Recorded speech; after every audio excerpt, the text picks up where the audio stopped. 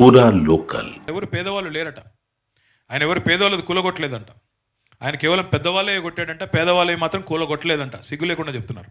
అట్లాగే రెండో మాట వారు చెప్పింది మీరు విన్నారు. పేదవాళ్ళకి మరి పెద్దలకు ఒక నీతి, పేదవాళ్ళకు ఒక నీతి. కాయిదాలు ఉండంగా, కోర్టు ఆర్డర్లు ఉండంగా మీరు ఎట్లా కూలగొడతారు? ఎందుకు కూలగొడుతున్నారు? శనివారం ఆదివారం కోర్టు తీర్పులు ఉన్నాయి కదా అంటే ఆయన చెప్తున్న మాట, టైం ఇస్తే కోర్టుకు పోయి స్టే తెచ్చుకుంటారు, అందుకే టైం ఇవ్వకుండా కూలగొడుతున్నావు అని మాట్లాడుతున్నాడు. మరి ఈ దేశంలో న్యాయం ఎందుకు, ధర్మం ఎందుకు, న్యాయస్థానాలు ఎందుకు? ఇట్లా అధికారులదే మొత్తం గుడ్డెద్దు చేనులో పడ్డట్టు రాజ్యం చేసేదే ఉంటే, ఈ రకంగా చేసే పరిస్థితి అయితే మరి ఇంకా ప్రజాస్వామ్యం ఎందుకు? ప్రజాస్వామ్యంలో న్యాయస్థానాలు, ప్రభుత్వాలు ఉండేందుకు అంటే వాటి పట్ల కనీస గౌరవం కూడా వాళ్ళకి లేదు. ఇంకా దారుణం ఏంటంటే వాళ్ళు చెప్పేదానిలో మాకు అర్థం కాంది, ఎఫ్టీఎల్లో అంటే ఫుల్ ట్యాంక్ లెవెల్లో చెరువులో కడితే ఎవరిని వదలను, మాకు పెద్ద చిన్న తేడా లేదు అని పోజులు కొడుతున్నాడు ఈ అధికారి. కానీ ఇక్కడ చూడండి, విచిత్రం ఏంటంటే పేదవాళ్ళ మీదనేమో విరుచుకుపడే రాక్షసిలాగా ప్రవర్తించే హైడ్రా పెద్దవాళ్ళ పట్ల ఎట్లా ప్రవర్తిస్తుందో ఇప్పుడు ఒక్కసారి మీరు చూడండి. ఏ రకంగా ఏం జరిగిందో ఒకసారి చూడండి. నెక్స్ట్, ఈయన పేరు పొంగులేటి శ్రీనివాసరెడ్డి. ఈయన ఈరోజు రాష్ట్రంలో మంత్రి.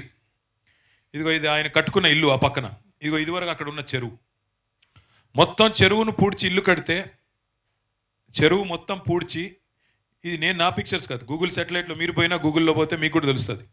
గతంలో ఉన్న చెరువు ఉంది, ఇవాళ ఆ చెరువును పూడ్చేసి మొత్తం అది ఆయన ఇల్లు, అది కనబడుతుంది కదా అక్కడ పక్కన ఇల్లు, ఇదివరకు లేదు, ఇప్పుడు అక్కడ వచ్చింది. ఆ చెరువు మొత్తం పూడ్చి అక్కడ రెవెన్యూ మంత్రి ఈయన ఈరోజు ఈ రాష్ట్రంలో. మరి ఆయన ఇల్లు కూలగొట్టే ధైర్యం హైడ్రాకు ఉందా? పెద్దలు పేదలు మాకేమీ తేడా లేదు అంటున్న బిల్డప్లు ఇస్తున్న అధికారి ఆయన ఇంటి దగ్గరికి పోయే ధైర్యం అన్న ఉందా? కనీసం పోగలుగుతాడా? పోలేడు. నెక్స్ట్, ఈయన పేరు డాక్టర్ జి వివేక్. ఈయన కూడా మరొక మంత్రి రాష్ట్ర ప్రభుత్వంలో. ఇదిగో ఆయన ఇల్లు చెరువు ఎఫ్టీఎల్ లోపల ఉంది చూడండి. ఇది హిమాయత్ సాగర్ చెరువు, అదే ఆయన ఇల్లు రాజభవనం. ఇగో ఇక్కడ చెరువు లోపల ఇల్లు. దాన్ని కూలగొట్టే ధైర్యం హైడ్రాకుందా? పేదవాళ్ళు పెద్దవాళ్ళు అనే తేడా మాకు లేదు అని బిల్డప్లు ఇచ్చే అధికారులు వీళ్ళని ముట్టే ధైర్యం చేయగలుగుతారా? వాళ్ళ ఇంటి దగ్గరికన్నా కనీసం పోయే ధైర్యం ఉందా? నోటీస్ ఇచ్చే ధైర్యం ఉందా? నెక్స్ట్, ఈయన ముఖ్యమంత్రి రేవంత్ రెడ్డి గారి అన్న, ఆయన పేరు తిరుపతి రెడ్డి. తిరుపతి రెడ్డి గారి ఇల్లు అక్కడ రెడ్డిలో మార్క్ చేసి ఉంది.